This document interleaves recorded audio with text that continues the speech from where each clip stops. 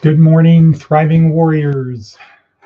Today is Sunday, July 23rd, 2023, 6:11 in the morning, a little bit late. Reasons for that, which you will soon find out. Let's see, temperature, weather report, the weather report. So currently the temperature is 84. The high today is 109.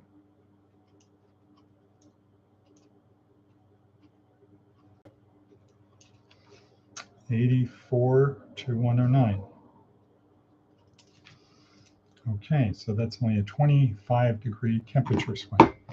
And it's going to be cooler today than yesterday, about 5 degrees cooler. So that's cool, good. All right, well, time is racing. Here we are, Department of Career Services, where our goal is to help you get from where you are, boom, here to there, point A to point B, someday I'll success land you. And we do it through this podcast, but it's not really the podcast, it's what's down below in the description. And if you look at today's description, it's pretty sparse other than the prayer part. So today we're going to take a little divergent road having to do with faith versus belief. And we're going to investigate that. I don't have the answers. I only have a few questions and some ideas. So we'll talk about that today. But I want to finish up on what we're doing. So our goal is to help you get from where you are to someplace better. We can only provide the tools and help you learn how to use them. You actually have to do the work on earth, not for salvation. That's a different topic. This is Sunday, and everybody should be going to church, to a place, a community. Last night, Randy and I went to a Foursquare church here in Pahrump called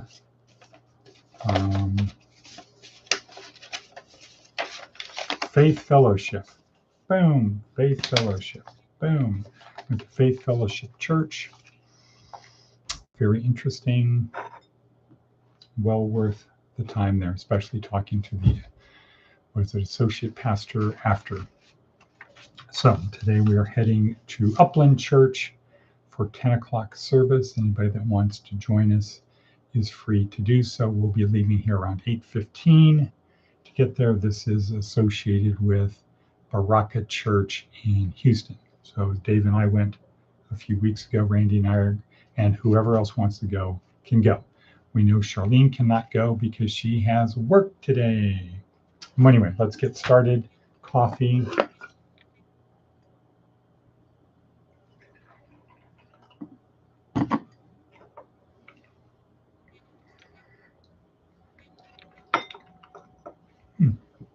Pen.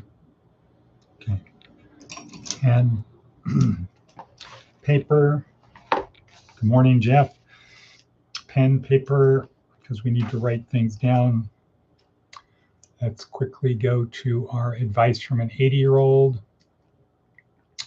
It's simple, be a good winner. Yesterday it was be a good loser. Today it's be a good winner. And that means sort of be gracious, not in your face. You suck. No, nobody's going to want to play with you. So you could be the best person, but if people don't want to play with you, not really good. Let's go to our attitude of gratitude.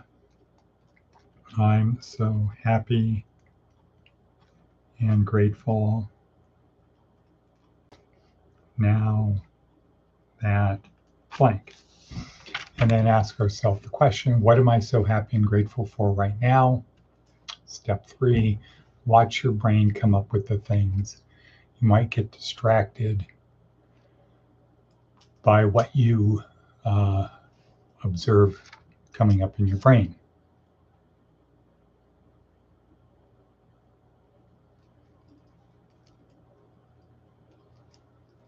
And then write them down, what you're so happy and grateful for.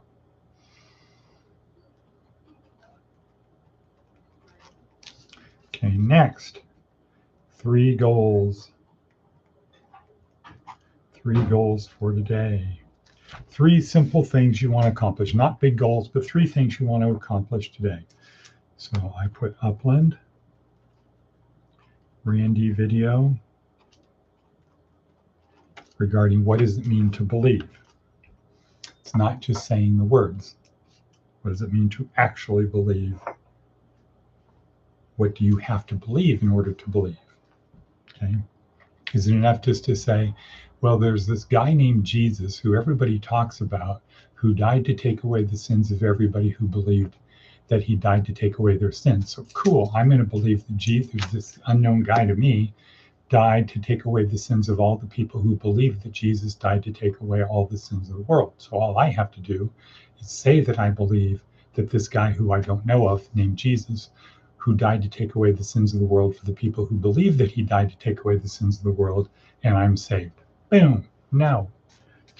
Not work. Doesn't work. And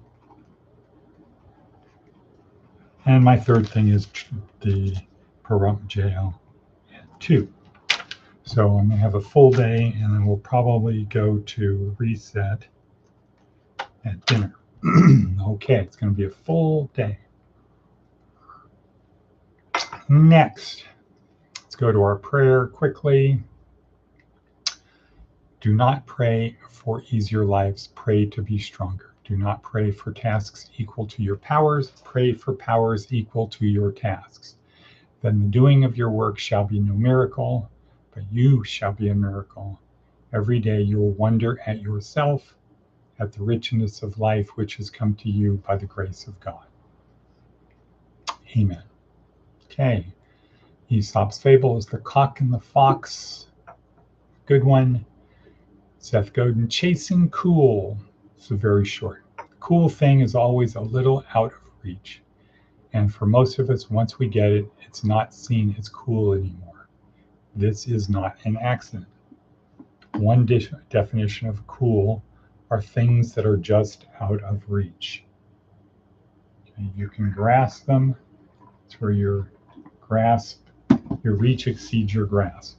You can touch them, but you can't grasp them. You need to get a little bit further, then it's not cool. And Jordan Peterson would say, once you get that, then you look to the next thing. Okay, all right. See anything on the hit parade over here? Nope, nobody knew. No Wada Bevy. It's not here today, but we're thinking about her. All right, so today the question is,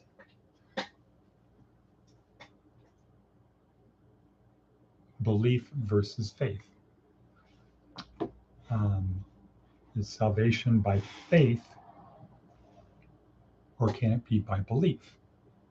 Is it diminished if you actually have evidence? So what is faith versus belief? Well, the simple thing would be, this is belief. Got this evidence here, I choose this. Faith is, as the Danish philosopher Søren Kierkegaard said, it's a leap into the unknown, and a leap into the absurd. So faith is, you have no reason to believe it, you just do. So it's a higher level. Belief is, which seems more reasonable? What can I apply Occam's razor to? Well, if you believe Jesus is the Messiah based upon belief, not faith, does that diminish it? So we have some things. So that means, what about science helping us believe that there is God and there is something after death? So footnote here. It turns out that the ability to resuscitate people who have died greatly increased starting in the 60s. Before the 60s, you had a heart attack, probably no resuscitation. Once the 60s came along, the resuscitation curve got really high. And now it's almost to the point where if there is a way to bring you back, they can. Versus, let's say, in the year 1900, something happened and you died, you're going to keep going that direction. There's very little technology to resuscitate. So science has greatly improved, and in the last 5 years, it's improved more let's say MRIs we've learned more about the brain in the last 5 years than we have the whole history of the world because of new technology. Okay, well, is it unfair to apply technology to the belief in God? Or if you believe in God because of technology, does that diminish it? I would say no, but that's a question. So we've got a couple videos here today, 3 videos in fact, about how science supports belief in the spiritual world. And the starting point is near-death experiences. So the idea is if there are near-death experiences that cannot be explained away, like people who are born blind who have a near-death experience, meaning no heart, no breathing, fixed dilation, no gag reflex, sputtering of neurons in the lower brain. That's all that's going on. They don't have a lot of brain activity. If people who are born blind can come back after being resuscitated and talk about things that blind people are unable to talk about, how do you explain that? So that's kind of the premise. If there is something after death, that kind of proves about God. And when people start talking about Jesus, etc., pretty good. So you have the wackadoodle people talking about what happens after you die, but this is science. So there's the number 1 video A about how science supports the belief in the spiritual world, and it's highly documented. Then there is a link to University of Virginia study about near-death experiences that support, yeah, it looks like there could be something after death. And then finally, New York Academy of Sciences. So now, because of resuscitation, near-death experiences that people are talking about, so-called real scientists are looking at this thing and are looking at the question, because there's just so many of these things happening. It turns out that according to the first video, that about 18% of the people who are resuscitated have a near-death experience. Not everybody does. About 18% do. Most of those, it's positive. Some, a minority, it's not good. There is a life review and a couple things that are common to those. But now it's gotten to the point that there's so many that real scientists and statisticians are looking at this, and they've come to the conclusion that, yeah, it kind of looks like there is something after death. Why wouldn't that be front page news? Well, that's the question. Who gains by keeping it secret? Who gains by saying, aha, see, we told you so. For 2,000 years, we've been saying this is true. Who gains? Who loses?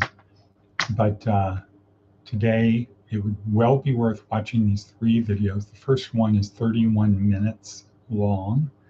It's a scientist, Jesuit, who is a scientist. You're going to see there's no Bible quotes. It's just really scientific discussion. And the second one in University of Virginia, it's a link to the actual published paper, and the same thing with the New York Academy of Sciences. So you can see the actual thing from University of Virginia and the New York Academy of Sciences, and those are peer-reviewed and highly footnoted, and so that branches off into wherever, especially the University of Virginia one, where it sort of looks like there's somebody there, a professor whose sole job is to research whether something happens after death. And if you think about it, that only makes sense that you would do it, because that solves one of the greatest mysteries of all time, proving that there is something after death, or coming at the God thing, the Jesus thing, from the angle of it's not just faith and faith alone. And if God's goal is for everybody to believe that Jesus is the Messiah, it kind of makes sense that you start with John 3:16, and God basically says, you know what? The implication, you can read into it in the discussion with Nicodemus, this is saying, well, God sent his only son to deliver the message, because everybody else that came to deliver the message, it was not believed. And you are a teacher of Israel, and you still don't get it. So God sent his son to try to deliver the message of here's what's happening. Believe. The key word is believe, not faith. Believe. And so if you can take that word believe, then you can say, well, why would God be opposed to using science to help establish that Jesus was the Messiah? Because is the goal faith, or is the goal belief? Is the goal to believe Jesus is the Messiah, or is the goal to have a leap into the absurd of, I don't want to know any facts, I don't want to know anything, I just want to believe in my heart? I think that it's reasonable to say, Rayanne Flynn, wow, hello Rayanne. Rayanne was with us back in 2014, 2012, one of the first people that was given to us. Good morning, Rayanne. How are you doing? Yeah, please reach out to me. It'd be good to hear from you, see how you're doing, see if there's anything we can do to help you. Yeah, almost 10 years ago. Super. Well, okay, so we're at 1613 in. This was a very unusual thing, Rayanne.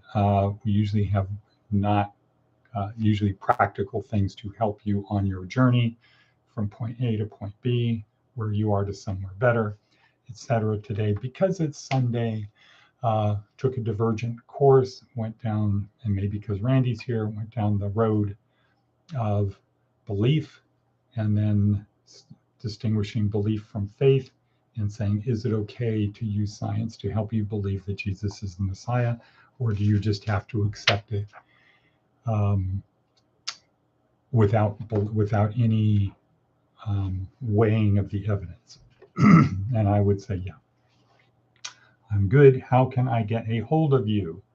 Well, Edward at novum-u.com, or my number is same, which you probably don't have, 760-547-4547. Down below in the description, there are some links to email addresses and phone numbers. You can try calling those. So without anything else, two last morsels to grab out of the sea. One is Navy SEAL Maxim, modified version, Navy SEAL Maxim. Yesterday was the only easy day, and for our purposes, it's to say, act such that yesterday was the only easy day. Embrace the suck, get comfortable being uncomfortable, a little bit more meaning and purpose, etc., etc. And the last one, if you're still here, God is not through with you yet. Let's see if I can type something in here. 547-4547. Edward at novum-u.com. Okay, so you should see those, Rhiannon. You can write them down. Glad to see that you're here. Hope all is well. Still here. And yeah, this is probably around the 12th year anniversary of Cody's death, right?